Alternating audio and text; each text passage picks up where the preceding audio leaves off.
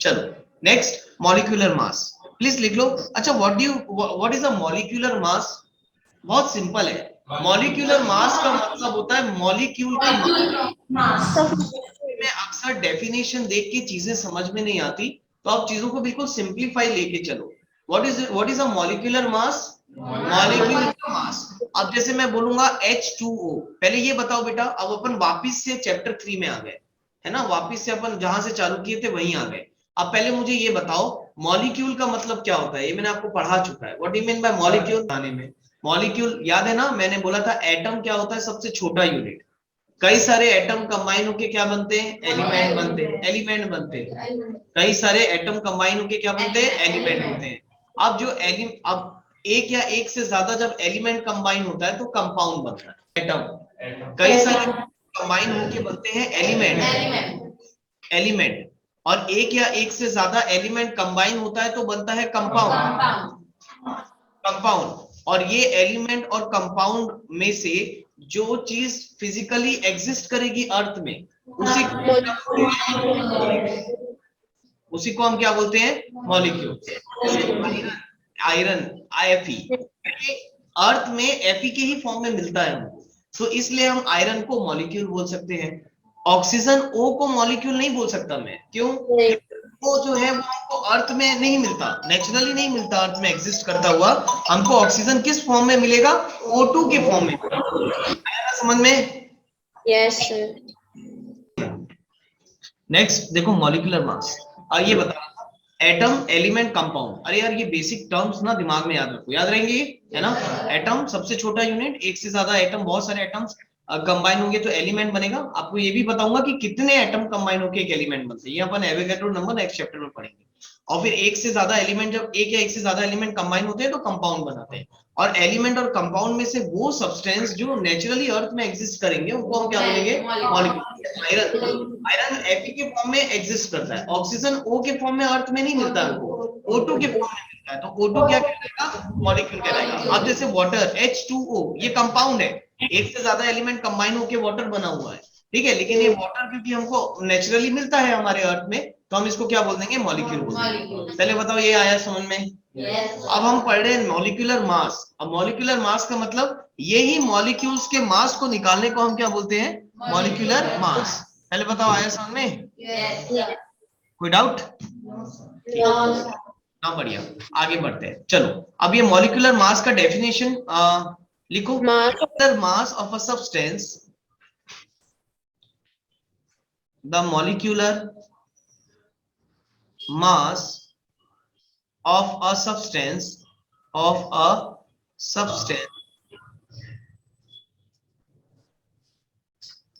is the relative mass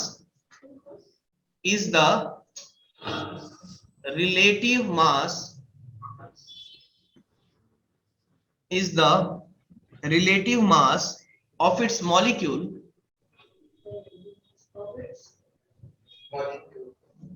अरे सामने लिख रहा हूं भाई, of its molecule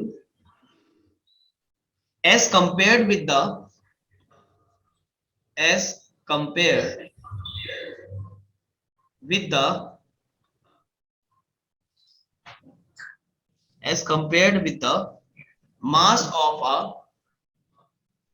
mass of a carbon 12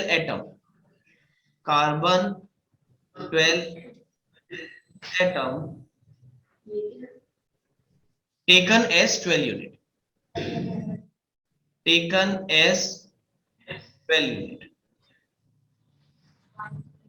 किसी भी, अरे देखो सिंपल सा डेफिनेशन है, मैं तुमको एटॉमिक मास यूनिट का डेफिनेशन याद दिलाता हूँ। हमने एटॉमिक मास क्या होता है ये पढ़ा था कि atomic mass is a mass of 1/12 of a C12 carbon atom.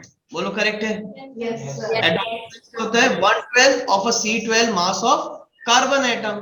तो भाई वही तो बता रहा है कि अगर किसी मॉलिक्यूल का भी अगर मास आपको निकालना है तो उसको किससे कंपेयर करके निकालोगे? C12 कार्बन एटम से कंपेयर करके निकालोगे।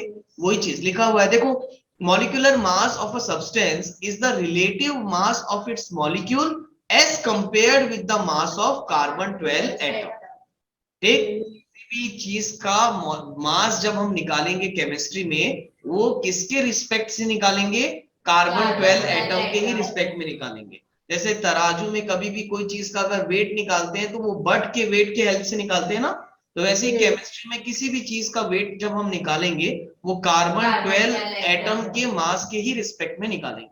Is that clear to you? ये भी एक बहुत बड़ा यानी फोबिया रह जाता है बच्चों को कि मॉलिक्यूलर मास आ गया यानी कि उन लोग का दिमाग गया, अरे बाप रे ये क्या हो गया। तो कुछ भी नहीं है, ये मॉलिक्यूल का मास कार्बन 12 के रिस्पेक्ट में निकालते हैं, that is the molecular mass. Clear है एवरीवन? ऑनलाइन में आया सबको समझ में? ठीक, तो एक क्वेश्चन करेंगे हम, चलो एक क्वेश्चन लिखो। Calculate the molecular mass of sulphuric acid. Calculate, हाँ बेटा बोलो। Sir, I get always confused with the mass of molecular mass and molar mass. Molecular mass और मोलर मास में कंफ्यूज हो जाते हो, दोनों सेम ही चीज। अच्छा अभी तो तुम लोग को मैं पढ़ाया नहीं हूं ना। Molecular mass, gram atomic mass, molar mass, लगभग हर चीज सेम ही है बेटा। मोलर मास यानी मोल्स के मास, खैर आगे पढ़ाऊंगा उसको, अभी मत इंट्रोड्यूस करो। मोल कंसेप्ट पढ़ाऊंगा तब वो चीज आ जाएगी, सब चीजें सामने आ जाएंगी। ठीक है, तो calculate the molecular mass of sulphuric acid. Sulphuric acid that is H2SO4। H2SO4 maximum time जब भी क्वेश्चन मॉलिक्यूलर मास निकालने का आता है, आपको हाइड्रोजन, सल्फर और ऑक्सीजन का मास पेपर में गिवन होगा। यानी 99.9% जब भी क्वेश्चन आएगा मास हमेशा दिया होगा। अगर बाय चांस मास नहीं दिया है तो उसको याद करने का तरीका मैं सिखाऊंगा आपको, ठीक है ना। अभी फिलहाल दिया है, देखो H is equal to 1U, hydrogen का मास 1U है, सल्फर का मास आपका 32U और ऑक्सीजन का जो है वो 16U। U मालूम है ना, U क्या बोलते हैं? U stands for unified mass. Very good, unified mass पढ़े थे। अब देखो आपको मॉलिक्यूलर मास निकालना है सल्फ्यूरिक एसिड का, यानी H2SO4 का मॉलिक्यूलर मास निकालना है। पहले बेटा मैं आपको यहाँ पर एक चीज बहुत अच्छे से बता देना चाहता हूं। अगर ये सेम क्वेश्चन आता कि calculate the gram molecular mass, अगर आपको ये सेम क्वेश्चन पूछता कि calculate the gram molecular mass, या है ना, ये हो गया मॉलिक्यूलर मास या gram atomic mass, calculate the molecular mass of sulphuric acid H2SO4, है ना। अब देखो मैं ये बता रहा था, अगर ये सेम क्वेश्चन आपको पूछता कि ग्राम एटॉमिक मास निकालो, क्या बोलता? ग्राम एटॉमिक मास निकालो, या बोलता कि ग्राम मॉलिक्यूलर मास निकालो। तो बेटा ये दोनों ये जो वर्ड्स है ना, इससे डरा मत करो। अगर ग्राम मॉलिक्यूलर मास या ग्राम एटॉमिक मास बोलता तो हम यहाँ जहां जहां यू लिखा है उसकी जगह क्या लिख देते? ग्राम लिख देते। तो वही मास क्या हो जाता? ग्राम एटॉमिक मास या ग्राम मॉलिक्यूलर मास। सिर्फ मॉलिक्यूलर मास बोला है, दैट इज व्हाई हमने यहाँ पर क्या लिखा है? यू। तो आपको पता क्या चला, अगर यू को ग्राम लिख देंगे तो वो ग्राम मॉलिक्यूलर मास हो जाएगा, और अगर यू के टर्म्स में बताएंगे तो वो मॉलिक्यूलर मास हो जाएगा। आया कि नहीं आया समझ में? क्या बोला मैंने? Yes sir. Everyone got my point ना? ऑनलाइन वाले जल्दी से आंसर करो। Yes sir.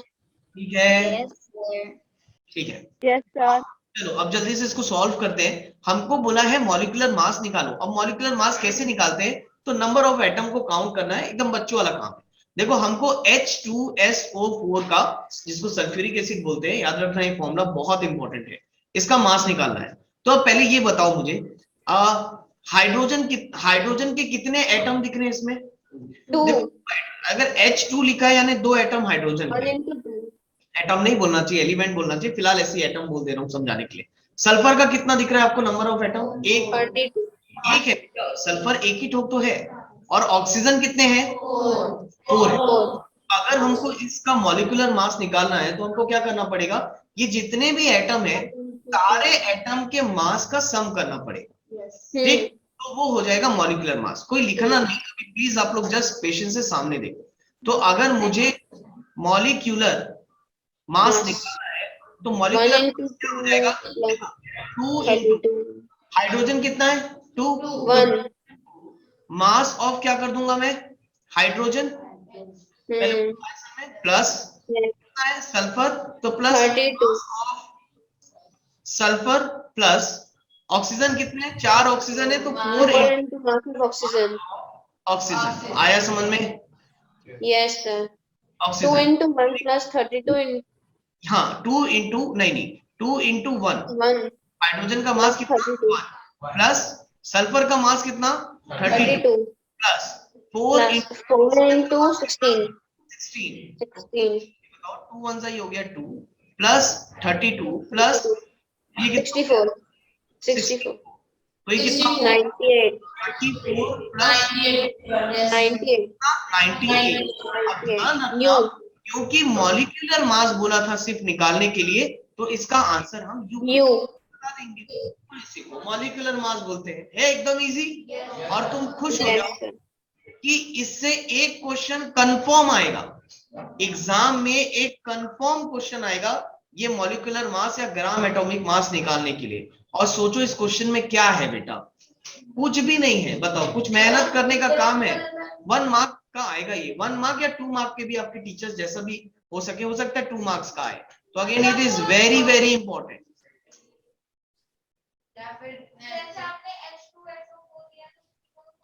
प्रैक्टिस कराऊंगा ना मैं इसके, बहुत सारे हर कंपाउंड के, कोई भी कंपाउंड दिया हो, किसी भी कंपाउंड का मॉलिक्यूलर मास निकालना है तो मेथोडोलॉजी सेम है ना। जितने भी एटम है उनके मास का सम कर दो, आपका मॉलिक्यूलर मास निकल जाएगा।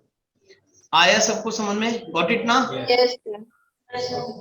ठीक है। तो yes आप बोल सकते हो कि देयरफॉर भाई मॉलिक्यूलर मास ऑफ H2SO4 है ना, मॉलिक्यूलर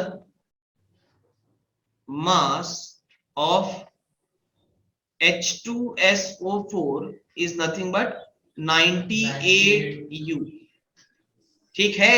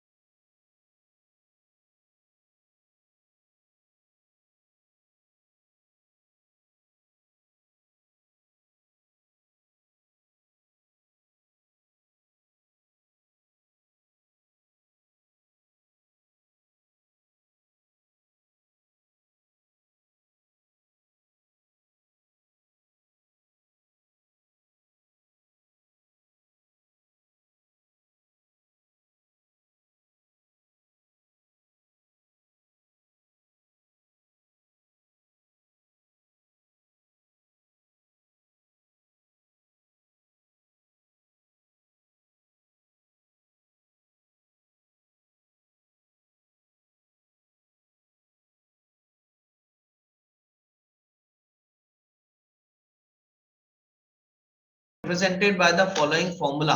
हाँ भाई चलो, अब इसका नाम नाम रखेंगे है ना, कंपाउंड्स का नाम रखेंगे, नामकरण करना है। फर्स्ट है Al2SO4 होल थ्राइस। फॉर्मूले से तुमको कोई लेना देना नहीं है, फॉर्मूला बनाना मैं आपको नेक्स्ट क्लास में सिखाऊंगा, फॉर्मूला बनाना मैं आपको नेक्स्ट क्लास में सिखाऊंगा। अभी हम क्या कर रहे हैं, अभी हम फॉर्मूले से नाम बना रहे हैं, नेक्स्ट क्लास में नाम से फॉर्मूले बनाएंगे। आ रहा है समझ में? तो नेक्स्ट वाली क्लास जो है वो काफी इंपॉर्टेंट रहेगी आपकी। अब देखो यहाँ पर पहले ये सोचो कि इसका नाम क्या होगा, तो आप एल्यूमिनियम, सल्फर, आपको ऑक्सीजन। मालूम है इसका नाम क्या हो गया? एल्यूमिनियम। इसलिए मैं बोलता हूँ जज्बाती नहीं होना, पहले सुनो अच्छे से। अच्छा, एक और चीज मैं आपको एक नोट लिखवा देता हूँ प्लीज। पॉलीएटॉमिक आयन, ठीक है, चलो देखो यहाँ नाउ वो पॉलीएटॉमिक आयन वाला पेज निकाला आपने? ठीक, अब देखो यहाँ पर एक और इंपॉर्टेंट चीज मैं आपको सिखा रहा हूँ, प्लीज सीखो। ये देखो, जब भी ना बेटा किसी भी एलिमेंट के नाम के आगे अगर IDE लगा है, किसी भी एलिमेंट के नाम के लास्ट में IDE लगा है, प्लीज ध्यान दो, उधर काम्पी लाइन वाले सामने देखो ना, पीछे ही देख, काव्या उसी के साथ बैठ जाओ ना, तो इतना ही पीछे देखना है तो साथ में ही बैठ जाओ, मेरे को भी डिस्टर्ब हो रहा है बार। डैश IDE अगर किसी नाम के आगे में लगा है तो समझ जाना ये हमेशा नॉन मेटल के नाम के आगे नाम के लास्ट में लगता है। नॉन मेटल के लास्ट में हमेशा IDE लगता है, ये याद रखना। आया समझ में क्या बोला मैंने, है ना? That is very very important. जैसे कि एग्जांपल, या ना सामने देखो, अभी लिखना नहीं, जैसे कि एग्जांपल मैं आपको बोलूंगा नाइट्रोजन। अब मुझे तुम लोग ये बताओ, क्या नाइट्रोजन एक पॉलीएटॉमिक आयन है? क्या नाइट्रोजन एक पॉलीएटॉमिक आयन है? नहीं, नाइट्रोजन एक पॉलीएटॉमिक आयन नहीं है, नाइट्रोजन एक नॉन मेटल है ना। नाइट्रोजन क्या होता है भाई? एन को नाइट्रोजन बोलते हैं, तो ये पॉलीएटॉमिक आयन थोड़ी ना, ये एक नॉन मेटल है। तो अगर नाइट्रोजन किसी के साथ लगा हुआ है फॉर्मूले में, तो ये हमेशा ऐसा लिखा जाएगा, नाइट्राइड। क्या लिखा जाएगा? नाइट्राइड। अगर IDE लगा हुआ है लास्ट में तो समझ जाना ये क्या है, एक नॉन मेटल। पहले बताओ, आया समझ में? है ना? ये याद आया मुझे, ये जब मेघा बोली ना तब मुझे याद आया, है ना? अच्छा याद दिला दी। अब जैसे क्लोरीन, CHLORINE, अब मुझे ये बताओ ये क्लोरीन क्या है? ये भी एक एलिमेंट है, ये भी एक एलिमेंट है Cl। अगर ये किसी भी कंपाउंड के साथ लगा हुआ मिला ना तो इसका नाम ऐसा लिखा होगा, CHLORID, क्लोराइड। क्लोराइड। आया समझ में? अब वैसे ही अगर सल्फर लगा हो, अब जैसे सल्फर भी एक नॉन मेटल है, सल्फर भी एक नॉन मेटल है, ये भी के साथ अगर लगा हो लास्ट में तो पढ़ा जाएगा सल्फाइड, ID। तो ये याद रखना, कभी भी IDE लगा है तो IDE का मतलब होता है नॉन मेटल, ये तुम याद रख लेना। आया ना समझ में? ये आप लिख लो कहीं पर, या तो एक काम करो नए पेज में ही लिख लो, जहां अभी नए पेज में ही लिख लो, क्योंकि हम नेमिंग करने वाले हैं तो ये आपको याद दिलाएगा कि हाँ भाई नॉन मेटल में IDE रहता है लास्ट में। और इसको मैं क्यों बताया ना, एक चीज और देख लो यहाँ पर, देखो एक्चुअल में कंफ्यूजन स्टूडेंट्स को कहां आती है मालूम है? प्लीज देखो यहाँ पर, एक मिनट सामने देखो, लिखना नहीं। NO2, NO3 और N, ये तीनों के नाम ना काफी कुछ सिमिलर है। NO2 का अगर आप नाम देखोगे तो इसका नेम है नाइट्राइड। नाइट्राइड क्या है लास्ट में? ITE, nitride. और अगर तुम देखोगे NO3 का नाम तो ये है नाइट्रेट। क्या है लास्ट में? ATE। तो ये ITE, ATE वगैरह जो भी रहेंगे ये ऑलवेज पॉलीएटॉमिक आयन रहेंगे। लेकिन अगर इसका देखोगे तो ये होता है नाइट्राइड। अब तुम बोलोगे सर इतना सारा कैसे याद रखें? तो याद ही मत रखो, आप एक ही याद रखो कि भाई अगर IDE है तो नॉन मेटल होगा, उसके अलावा जो है वो पॉलीएटॉमिक आयन है, तो उसकी शक्ल देख के समझनी पड़ेगी। NO3 है तो नाइट्रेट है, NO2 है तो नाइट्राइट है। आया समझ में? सबको आया समझ? ठीक है, लिखो भाई इसको। Sir repeat once. मैंने ये बोला अगर सिर्फ N है तो उसके लास्ट में आपको IDE दिख जाएगा, तो इसको हम बोलेंगे नाइट्राइड ना। और 8 और 8 याद रखने की जरूरत नहीं है आपको, इसके चेहरे देख के समझ जाना। अगर NO3 है तो उसको नाइट्रेट पढ़ते हैं, NO2 है तो उसको नाइट्राइट पढ़ते हैं। इसको याद रखना पड़ेगा, मगअप करना पड़ेगा। पॉलीएटॉमिक फॉर्मूले जब याद कर लोगे ना बिना, तो ये ऑटोमेटिकली याद हो जाएगा। बस ध्यान इस बात का रखना है कि अगर IDE लगा हुआ है तो वो एक नॉन मेटल, सिंपली एक नॉन मेटल है, वो पॉलीएटॉमिक आयन नहीं होगा। आया समझ में? ये है। अब मैं बोल रहा हूं हमको इसका नाम लिखना है, नामकरण करना है। तो अब मुझे पहले ये बताओ, what is AL stands for? और SO4 को तुम पॉलीएटॉमिक आयन की लिस्ट में देखो। को अगर आप देखो ना, करो है, मेरे को क्या देख रहे हो? SO4 देखो ना, पॉलीएटॉमिक आयन में लिखवाया हो ना। हाँ, तो SO4 का नाम लिखा होगा तुमने सल्फेट। क्या है? सल्फेट। तो बताओ इसका नाम क्या हो जाएगा? Aluminium sulphide. सल्फाइड नहीं भी ना, सल्फेट। ये SO4 देखो सल्फेट लिखा है तुमने, एल्यूमिनियम सल्फेट। तो इसका नाम क्या हो जाएगा? Aluminium sulphate. आया कि नहीं आया समझ में? नाउ सेकंड बताओ, सेकंड है CaCl2। अब पहले ये बताओ CA का नाम क्या है? कैल्शियम। कैल्शियम और Cl2 क्लोरीन, एक नॉन मेटल। क्लोराइड लगाएंगे क्योंकि नॉन मेटल। आया क्या समझ में? थर्ड मुझे ये बताओ जल्दी से, तो ये हो गया पोटेशियम सल्फेट। SO4 सल्फेट है ना, तो पोटेशियम सल्फेट। आ रहा है सबको? यस। कोड बताओ। KNO3 potassium Nitrate. क्या डबल एस है ना? Double S. Yes sir. Potassium nitrate. Potassium nitrate. Online वाले यार वॉइस नहीं आ रही है, जो एक तो कामटी लाइन वालों की आ रही है वॉइस और एक रीना की आ रही है, बाकी सब सो गए हो क्या? बोलो ना भाई। सर मेरी आ रही है? अभी आई, किसी की वॉइस ही नहीं आ रही है।